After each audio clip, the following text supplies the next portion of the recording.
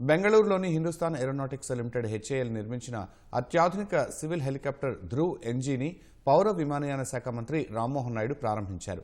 జెండా ఊపి తొలి ధ్రువ్ ఎన్జీ ప్రయాణాన్ని ఆరంభించారు. ఈ అధునాతన హెలికాప్టర్ దేశీయ తయారీ సామర్థ్యానికి ప్రతీక అని అభివర్ణించారు. శక్తివంతమైన 2 స్వదేశీ శక్తి ఇంజన్లు కలిగిన ఈ మల్టీ రోల్ హెలికాప్టర్ 5,500 కేజీల బరువు ఉంటుందని హాల్ తెలిపింది. గంటకు 285 కిలోమీటర్ల వేగంతో ప్రయాణించగల సామర్థ్యం దీని సొంతం అని పేర్కొంది.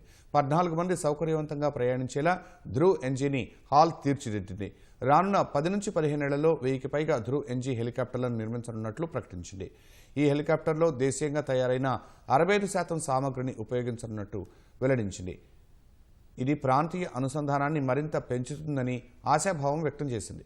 ప్రయాణాలు, పర్యాటకం, విపత్తు సహాయ చర్యలు, రక్షణ, అత్యవసర వైద్య సేవలు నిమిత్తం ధ్రువ్ ఎన్జీ సేవలు వినియోగించుకోవచ్చని రామ్మోహన్ నాయుడు తెలిపారు.